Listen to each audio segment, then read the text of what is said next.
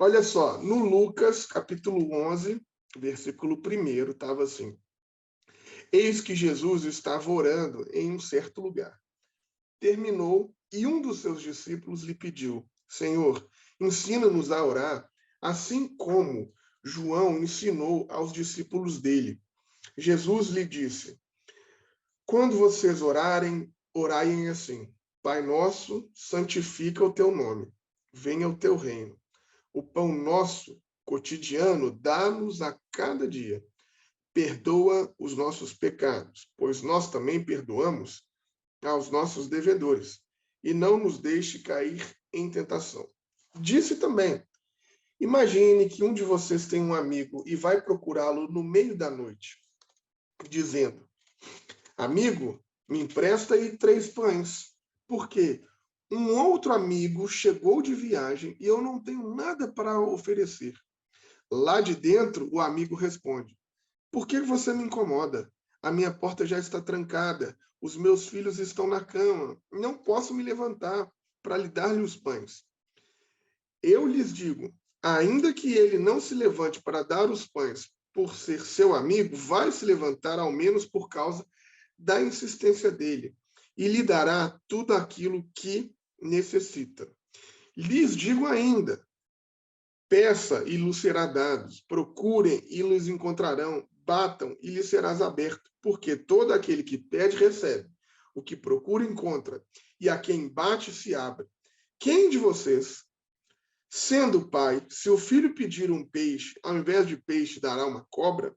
Ou então, se pedir um ovo, ao invés do ovo lhe dará um escorpião? Ora, se vocês que são maus sabem dar coisas boas aos seus filhos, quanto mais o Pai do céu dará o Espírito Santo aos que lhes pedirem. Amém. Senhor Deus, essa é a sua palavra.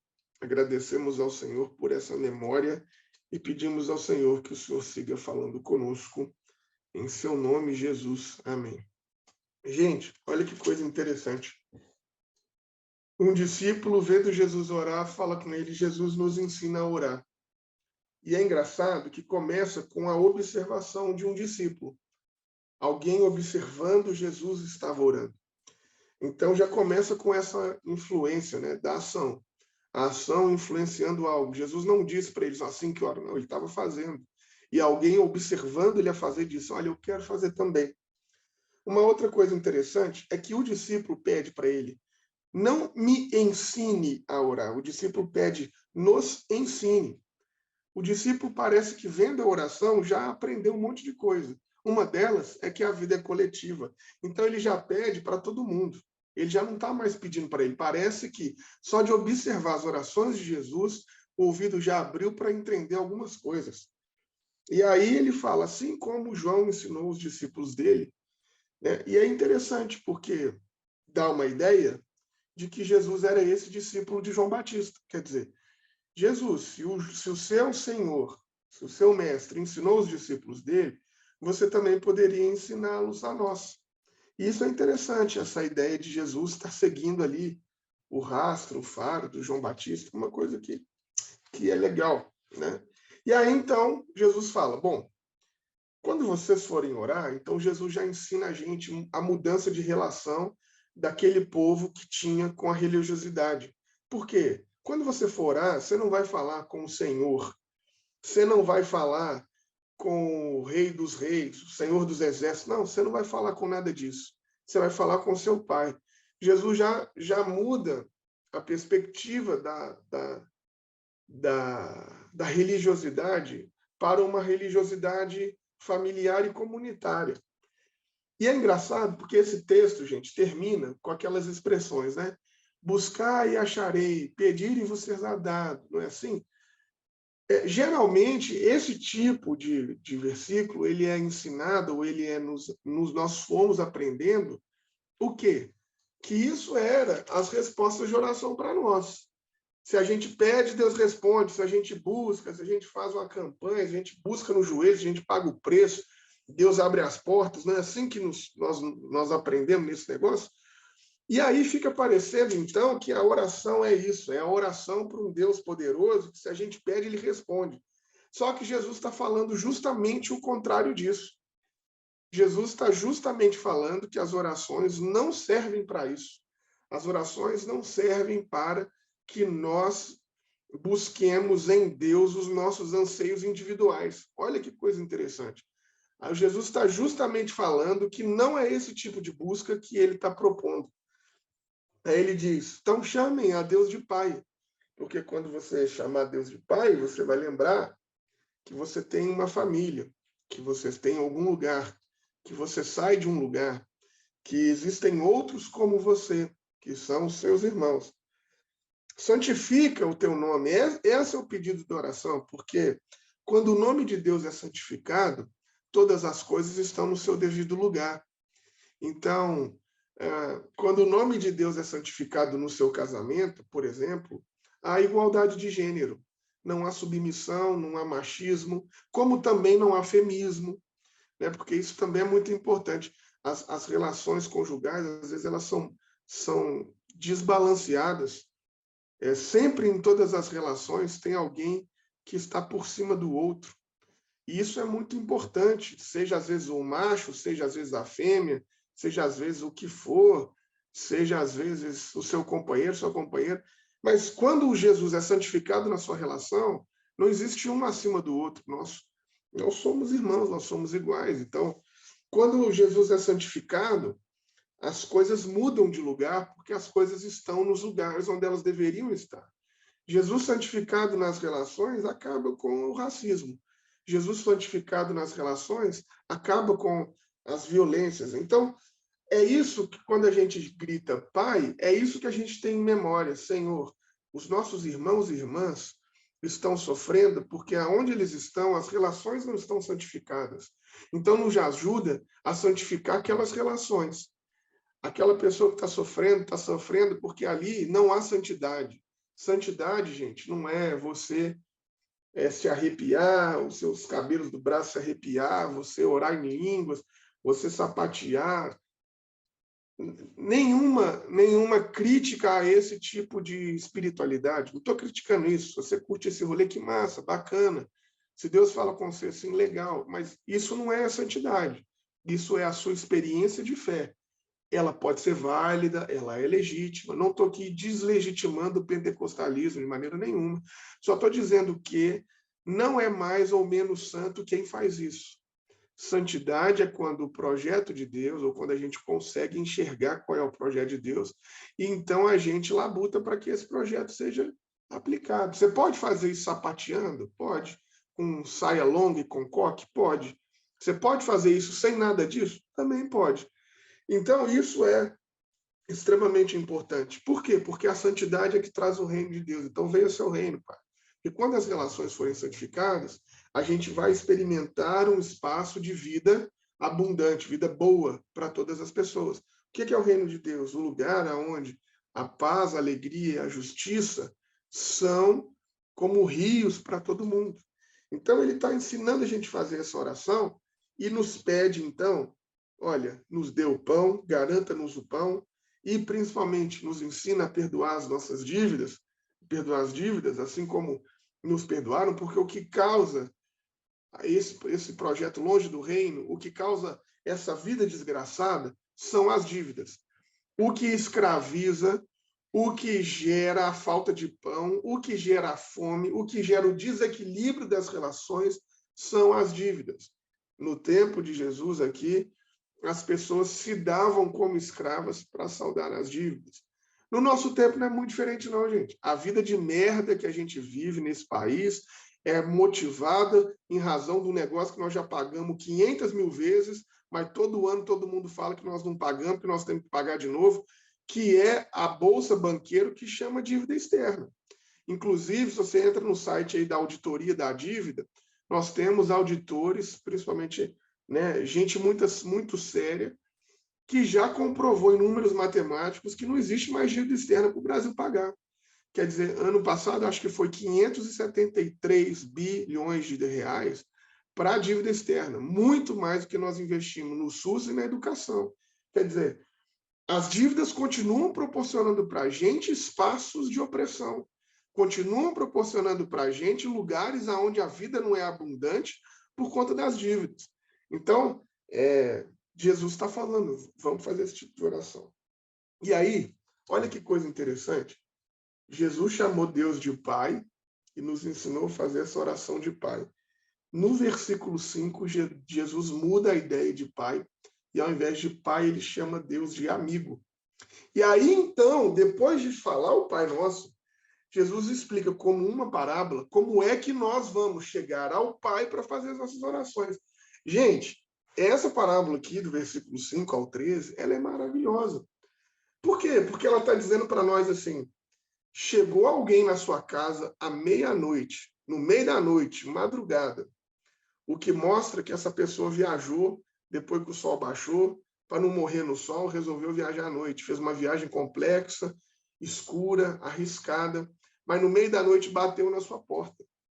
E aí você tem o dever de recebê-lo, porque é o dever da hospitalidade. Só que ela chegou na sua porta e você não tem nada, você não tem nada para oferecer, sua casa está vazia. Provavelmente porque você também é pobre. E aí nós moramos num lugar pobre onde não tem padaria. Então nós mesmo que fazemos o nosso pão. Todo dia de manhã, a gente que é pobre, a gente vai lá, faz o nosso pão, a gente mesmo faz, a gente mesmo come, mas só tem o pão por um dia, porque nós somos pobres, a gente não tem farinha para fazer pão para 10 dias. Aí o cara chegou à noite, poxa, o pão que eu já tinha comido. Mas aí então, você como um amigo, para não deixar o seu amigo na mão, você vai na casa do vizinho e bate lá e fala, ô, me arruma um pão aí. Você sabe que o vizinho tem. Mas só que esse vizinho, ele também é pobre. E como é que você sabe que ele é pobre? Porque ele está falando assim, olha, eu já estou deitado, a porta já está fechada, a minha família já está dormindo. Por quê? Porque eles moravam, aí estou de maneira assim, bem resumida e bem simplificativa, te mostrando como eram as construções daquele tempo. O curralzinho ficava embaixo da casa dos pobres. Os animais ficavam ali debaixo, no andar de baixo da casa. No andar de cima dormia todo mundo num cômodo só. Então, se esse cara levanta, ele vai fazer um barulho danado, né? Porque vai acordar os animais, vai acordar a família toda. E aí você, como amigo, sabe que está incomodando o outro amigo. Você sabe disso. E ele te fala, minha porta está fechada, a minha família já tá dormindo. Ah, só um parênteses, né?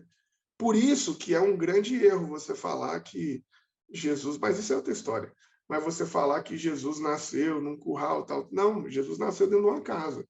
Só que ele nasceu numa casa de pobre no andar de baixo, onde ficavam os animaizinhos. Então não era, mas enfim, isso é uma outra história, né? Mas enfim, voltando para cá. Então, ele vai e incomoda e bate na porta. E aí o texto fala o seguinte: o seu amigo vai te atender, seja ou porque ele é seu amigo, ou pela sua insistência. Ou ele vai te dar de bom grado, ou ele vai te dar para você parar de encher o saco e deixar a família dele os animais dele dormindo. Aí sim vem a ideia de que peçam e lhe será dado, procurem encontrarão, batam e lhe serás aberto. O que Jesus está falando então? Mano, essa religiosidade, onde as suas orações elas só servem para você ter uma relação individualizada com Deus, não é a espiritualidade de Jesus.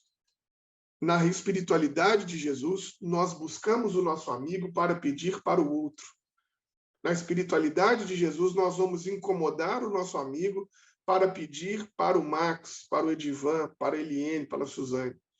Então, ele está falando que a maneira da gente orar, então, ensinando os discípulos deles a orarem para começar, tira a ansiedade da sua vida e tira esse seu desejo e a sua vocação de ficar orando a Deus, pedindo a Deus, para olhar só para o seu umbigo gordo e pedindo as coisas que você quer. Quando você fizer esse teste, eu já falei isso algumas vezes, de gravar suas orações, vai orar um dia e põe lá no WhatsApp e grava um áudio. Costuma ser assim: Deus abençoa minha família, meus filhos, minha mãe, prospera meu trabalho, me ajuda na faculdade, me ajuda no trabalho, ajuda a minha vida, em nome de Jesus, amém. Quando você faz isso, porque nós vivemos dias assim tão atribulados que parece que nós perdemos o prazer da oração, a gente não ora mais, a gente não tem mais um tempo de relaxamento, um tempo para respirar, a gente não tem mais um tempo para você ficar em silêncio. Não existe silêncio na vida do homem, mulher ou qualquer gênero que você se identifique pós-moderno. Não existe. É sempre a correria. É sempre a correria. Inclusive, eu parei para pensar. Eu e os meus amigos, a gente sempre está se falando assim. E aí, mano, tudo bem? Tudo bem? Como é que você tá? Correria, né? Já virou natural. Já virou igual o bom dia. Você fala, o bom dia já naturalizou, então correria já. Porque nós não temos esse tempo. E com isso, nós não conseguimos experimentar a cura que as orações nos trazem. Ficamos cada vez mais ansiosos, cada vez mais cansados. Por quê? Porque a oração é esse espaço de nós sermos curados, de nós aliviarmos as nossas tensões, de nós corrermos no meio da noite para bater e pedir pão, não para nós, porque nós já comemos, mas para pedir 3 pãozinhos para o nosso amigo, porque ele vai comer um agora, mas vai ter mais 2 para seguir em viagem. Então, é uma lógica que Jesus está aqui para você, que está aqui nessa noite, né? Jesus está resetando o seu mindset. Você vai precisar de ter uma nova consciência, uma expansão. É isso, velho. Jesus está dizendo, nós corremos atrás, nós batemos, nós buscamos, nós vamos atrás dos nossos amigos. Então, as nossas orações, elas não concentram em nós. Elas concentram nas necessidades do outro. Por isso que quem procura acha. Porque você vai ser insistente, porque você não vai abrir mão. Aí, por último, né, ele vai fazer uma fala maravilhosa. Qual de vocês que são maus, que são cruéis, mas que se pedirem para Deus um peixe, ele vai dar uma cobra? Se pedir um ovo, ele vai dar um, um escorpião? Né? Ele está falando assim, Deus tem esse compromisso, já falou 1 milhão de vezes, né? A proposta revolucionária, que é a mais revolucionária de todas, de Jesus, é essa proposta de não viver pensando no que é seu, de não viver pensando nas suas propriedades, no que você tem. A proposta mais revolucionária de Jesus é não ande ansioso com o que comer, com o que vestir. Nós estamos pensando numa outra significação de vida, num outro modo de viver, tendo a certeza que esse Deus é provedor e ele não vai desamparar nenhum de nós, mas já existem tantos que estão desamparados que você e eu precisamos de correr, mesmo que seja no meio da noite, para bater na porta e pedir o pão para esses que já estão desamparados. Aí eu não sei em qual fase da vida que você está, mas pode ser que agora, nesse momento, você seja esse amigo viajante que viajou toda a noite, fugindo do deserto, vivendo em perigos, que não tem o que comer e que está batendo na nossa porta. Então, nós vamos ser esses que vamos pegar o pão para você. Talvez você é esse que já tem o pão, está tranquilo, então você vai partilhar o que tem. Então, assim, nós precisamos de pensar nisso. Agora, ele fecha com uma coisa maravilhosa.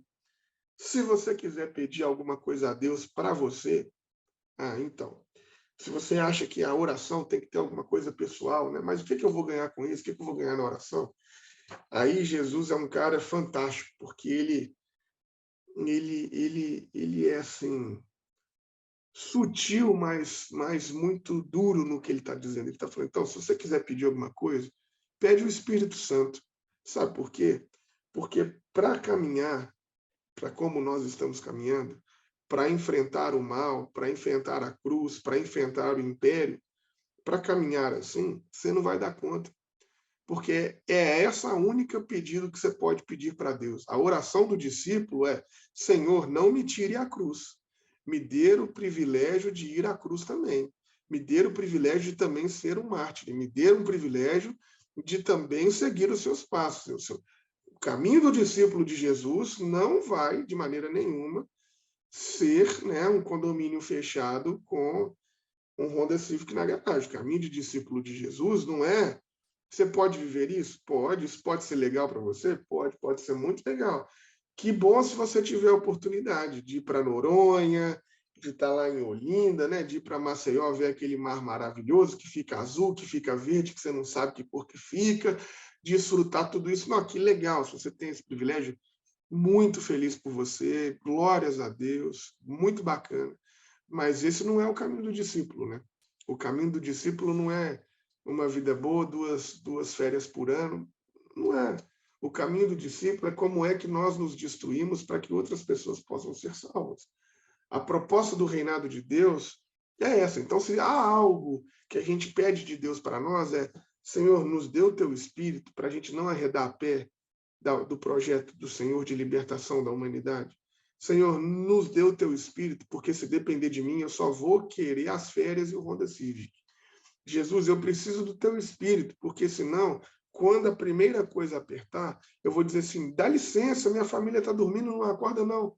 Não atrapalha aqui o meu projetinho de família, meu projetinho de vida, não, vai acordar todo mundo. E aí, Jesus, como esse intercessor, está falando, mano, eu vou continuar batendo na sua porta, você vai ter que me atender, seja por prazer ou seja por encheção de saco. Porque se nós nos colocamos no caminho do discípulo, nós nos colocamos nesse caminho árduo, duro. Então, se tem algo que a gente pede de Deus, a gente pede, Deus, nos dê o teu espírito, sabe? Não deixa eu atrapalhar a ação do seu espírito na minha vida, não. Porque eu estou muito mais preocupado comigo do que no mundo para os meus filhos viverem. Porque eu estou muito mais preocupado comigo do que o que estão fazendo com a Amazônia e vai acabar com tudo esse negócio aqui.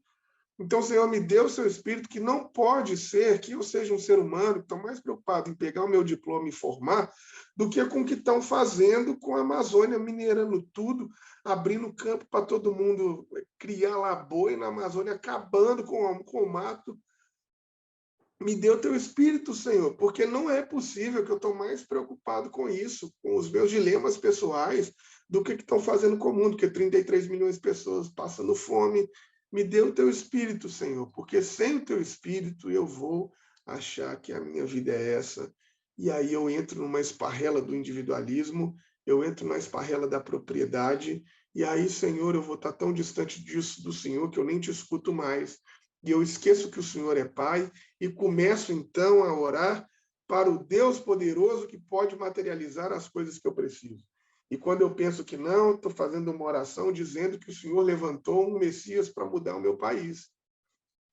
E aí eu estou tão cego, Deus, que eu nem sei mais o que é o Messias. Então, eu acho que essa é a oração que nós podemos fazer ao Senhor. É uma oração bonita. Eu tenho uma frase aqui interessantíssima que eu separei, que é de um autor francês que eu estava lendo enquanto estava pensando aqui, que ele diz assim, Senhor Deus, se de fato o Senhor existe, a única coisa que eu preciso é o que o Senhor me ensine a ver de fato como o Senhor é e não como eu quero, e que então o Senhor me ajude a orar, porque se de fato o Senhor existe, eu preciso aprender a como comunicar com essa força existente. Já imaginou que tristeza que deve ser toda uma vida de uma espiritualidade que você nunca conseguiu falar com o Pai? Que você viveu toda uma vida de uma espiritualidade sem nunca ter conseguido falar com Deus? Porque quando você fala com Deus, você não fala pensando que Ele é Pai, você não fala pensando em comunidade, você não fala pensando no seu amigo que tem falta de pão, você só fala pensando em você. E eu tenho lá as minhas dúvidas se é essa espiritualidade, se é essa oração que Deus ouve. Aliás, talvez seja por isso que ele peça o Espírito de Deus para interceder por nós, porque a gente não sabe como orar. Então, o Espírito de Deus, na sua infinita misericórdia, ora por nós, porque se depender de nós mesmos. Então, pessoal, vou abrir aqui para a gente contribuir, falar e tudo, mas eu queria trazer essa reflexão. É impossível, impossível. Não é porque eu quero, não é porque eu gosto, não é uma doutrina, não. Juro para você, mas é impossível. É impossível viver uma vida cristã sem oração. Não tem jeito. Não, Gibran, você está sendo conservador, meu irmão, não. O que você vai fazer na oração não é um problema meu. É um problema seu e de Deus. Mas é impossível ter vida cristã sem oração. Nós não podemos perder a perspectiva de que nos trouxe até aqui, essa perspectiva milenar, né? Nós temos 5, 6 mil anos de oração. E não dá para a gente agora, porque a gente é pós-moderno, hedonista, capitalista, consumista, transformar esses 6.000 anos de espiritualidade, de se falar com a deidade, num processo de consumo. Então, não dá para você transformar a oração numa perspectiva consumista. Me dá, me dá, me dá, me dá, me dá, e estou esperando você me dar. Não faz isso, não acaba com a sua espiritualidade, porque isso não vai mudar Deus, isso vai mudar você. Você vai ficar mais individualizado, você vai ficar mais individualista, você vai ficar um cara mais cruel, uma mulher mais cruel, mais pensando ainda no seu umbigo. Nem todas as respostas que eu precisava de Deus eu consegui nas orações. Na grande maioria das vezes, nas orações, eu não ganhei nada, eu só perdi. E sempre perco, porque eu chego para fazer as minhas orações e eu perco a minha ansiedade.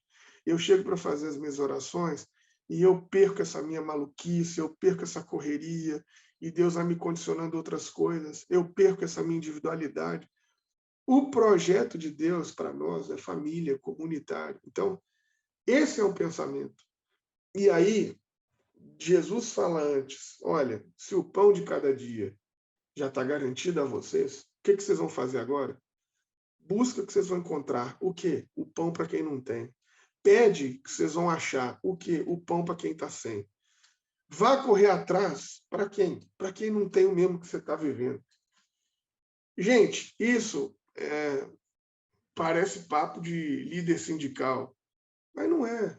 É o papo de Jesus. Aliás, líder sindical não faz mais esse papo, até queria que fizesse. Mas os sindicatos já estão tudo domesticados. Ixi, meu sonho é que líder sindical voltasse a fazer esse papo, né? O meu sonho. Mas esse é o papo de Jesus para nós. É perto da revolução que Jesus propõe. Acho que o Marx mesmo parece uma criança, né? Perto da revolução que Jesus propõe. O marxismo é infantil.